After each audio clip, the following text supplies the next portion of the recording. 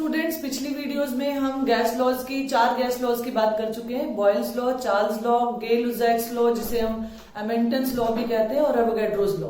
इस वीडियो में हम बात करेंगे आइडियल गैस इक्वेशन की, जिसे हम कंबाइंड गैस लॉ भी कहते हैं। Ideal gas equation is also known as combined gas law, और इससे रिलेटेड हम न्यूमेरिकल्स भी करेंगे यहाँ। तो कंबाइंड गैस लॉ के लिए हमने बॉयल्स लॉ में क्या कहा? बॉयल्स लॉ में हमने कहा कि volume is inversely proportional to pressure at constant temperature. ये बात हमने की, ये फर्स्ट इक्वेशन हमारे पास आ गई, और ये किसके अकॉर्डिंग है? ये बॉयल्स लॉ के अकॉर्डिंग है। दूसरी इक्वेशन हमने क्या कहा? हमने चार्ल्स लॉ में कहा कि volume is directly proportional to temperature at constant pressure. ये मैंने दूसरी इक्वेशन बना ली, और ये कहां से आई मेरे पास? चार्ल्स लॉ आ गया मेरे पास, चार्ल्स लॉ आ गया ये। और थर्ड हमने एक लॉ किया जो हमने कहा एवोगैड्रोस लॉ है।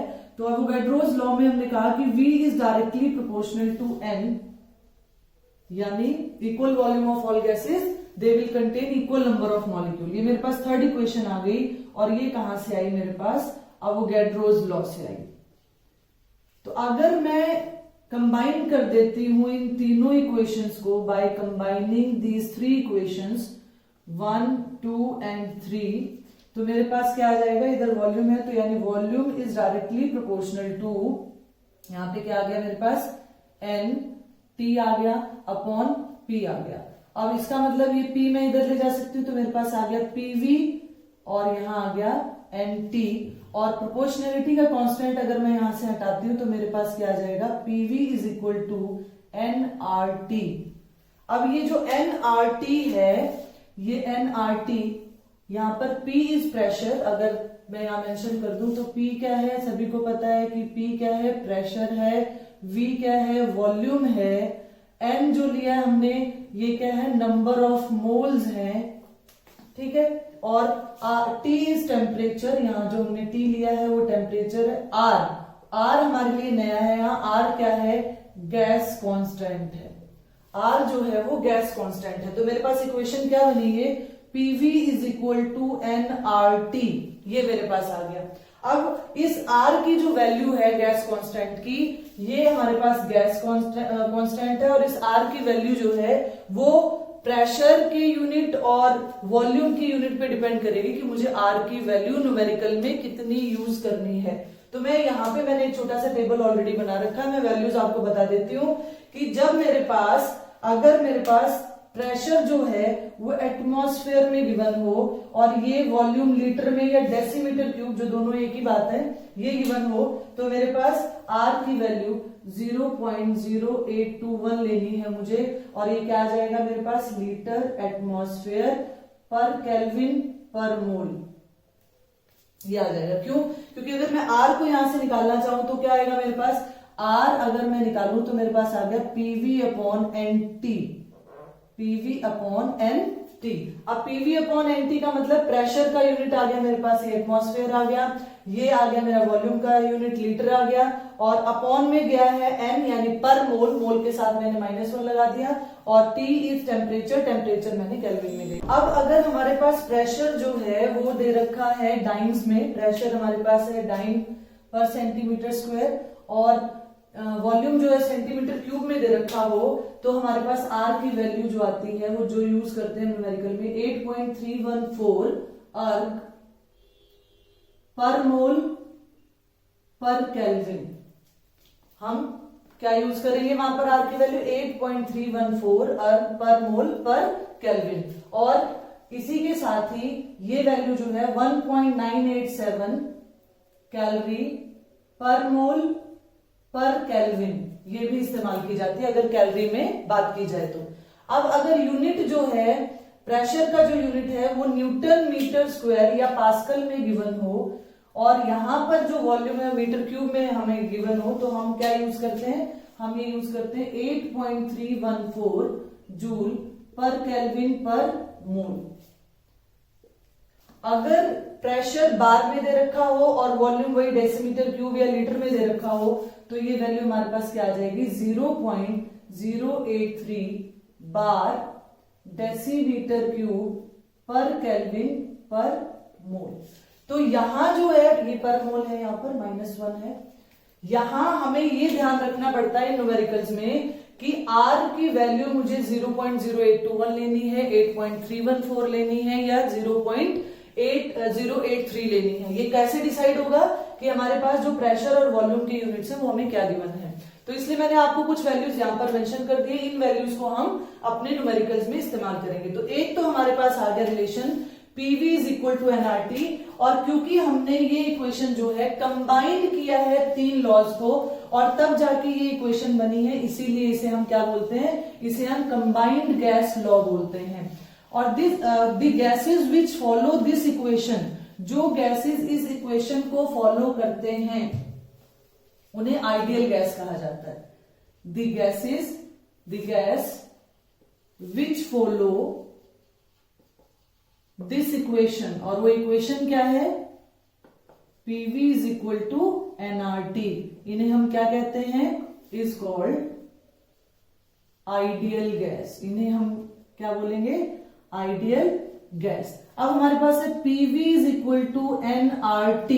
n मैंने क्या कहा, नंबर ऑफ मोल्स है, R कांस्टेंट है, तो फॉर 1 मोल, अगर 1 मोल की बात करें, 1 मोल ऑफ अ गैस की बात करें, ऑफ अ गैस, R तो कांस्टेंट था ही, R कांस्टेंट है, तो इसका मतलब क्या हो गया, PV by T is equal to constant. तो यहां से हमारे पास दूसरा रिलेशन बनता है, क्या बनेगा, अगर मुझे 2 different pressure, 2 different volume, temperature given हो, तो मेरे पास रिलेशन क्या बनेगा, P1V1 upon T1 is equal to P2V2 upon T2। मेरे पास ये रिलेशन आ गया आइडियल गैस इक्वेशन से। तो न्यूमेरिकल सॉल्व करते हुए इस गैस इक्वेशन से हम 2 तरह के फॉर्मूले से न्यूमेरिकल करेंगे। दोनों तरह के मैंने न्यूमेरिकल यहां मेंशन कर दिए, अभी सॉल्व करते हैं 1 बाय 1। एक इक्वेशन तो हमारे पास आ गई PV is equal to nRT, और मैंने इसको और सिंप्लीफाई किया तो मेरे पास इक्वेशन बनती है P1V1 upon T1 is equal to P2V2 upon T2। इन 2 इक्वेशन से हम न्यूमेरिकल सारे इस लॉ के बेस पे सॉल्व करेंगे। तो पहले न्यूमेरिकल की हम बात करते हैं, यहां पर फर्स्ट न्यूमेरिकल रीड करते हैं और सॉल्व करते हैं उसे। R की वैल्यू का हमें ध्यान रखना है। पहले तो हम ये देखेंगे कि कौन सा यहां पर कंसेप्ट लग रहा है। तो मैं दोनों इक्वेशन यहां मेंशन कर देती हूं। दोनों इक्वेशन क्या है हमारे पास, हमने कहा P1V1 upon T1 is equal to P2V2 upon T2। एक तो मेरे पास ये रिलेशन आ गया, एक मेरे पास आया PV is equal to nRT। अब क्योंकि यहाँ R की वैल्यू लगी हुई है और R की वैल्यू जो है वो डिसाइड करेगा कि हमने न्यूमेरिकल में, यानी जो यूनिट्स दिए होंगे वो डिसाइड करेगा न्यूमेरिकल में R की वैल्यू कितनी लेनी है।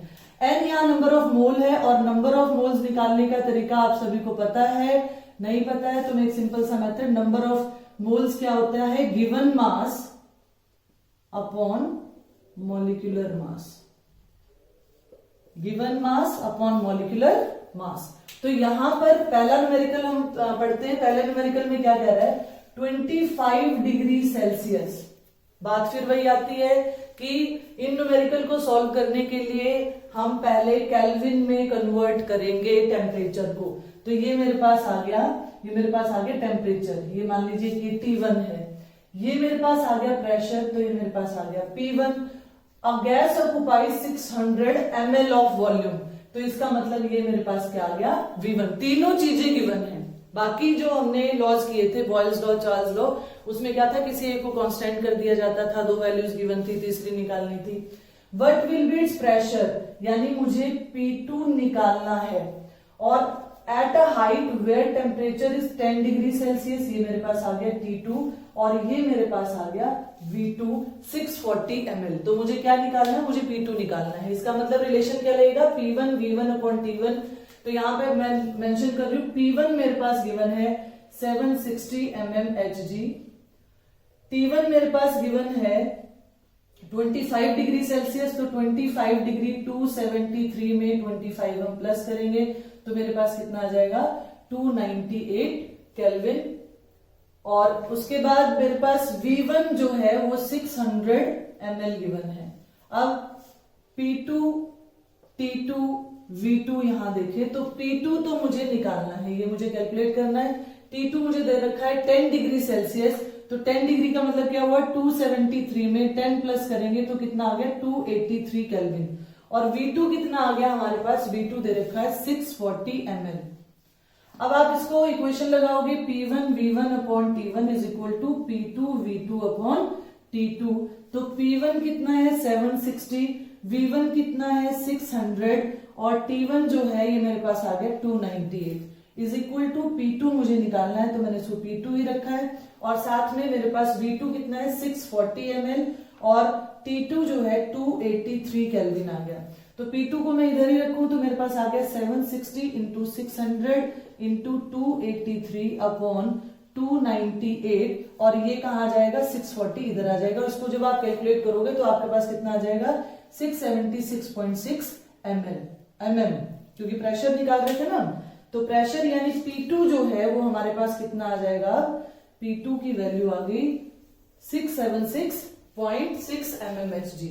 तो यहां से हमने P2 को कैलकुलेट कर लिया। न्यूमेरिकल को पढ़ते ही आपको ये कंसेप्ट क्लियर हो जाता है कि आपको इसमें कौन सा गैस लॉ लगाना है।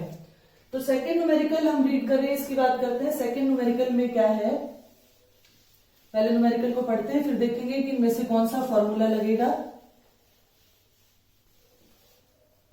कह रहे 10 ग्राम ऑफ ऑक्सीजन, ऑक्सीजन दे रखा है 10 gram, introduce into an evacuated vessel 5 litre of capacity, यानी ये मुझे वॉल्यूम दे रखा है। टेम्परेचर मुझे दे रखा है 27 degree Celsius. Calculate the pressure of the gas in atmosphere in the container.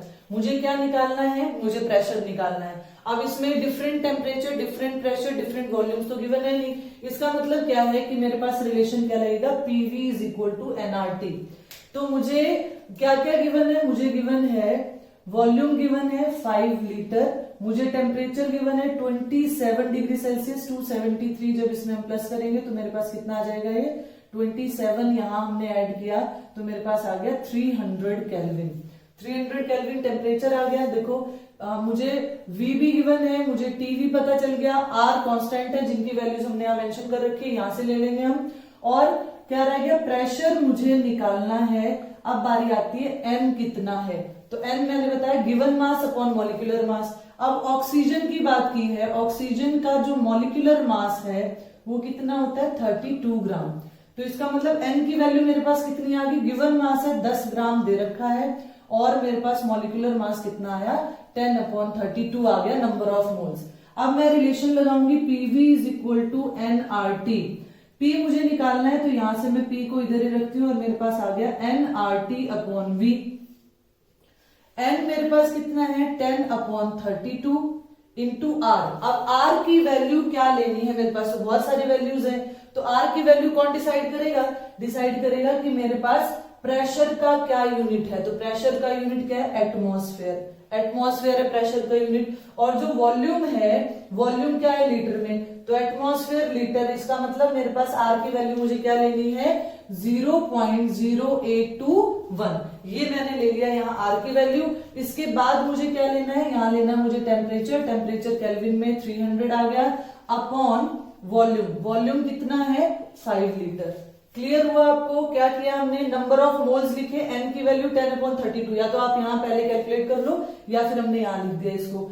R की वैल्यू 0.0821 क्यों लिया हमने, क्योंकि प्रेशर का यूनिट यहाँ क्या है, प्रेशर का यूनिट एटमॉस्फेयर है और वॉल्यूम जो है वो लीटर में है।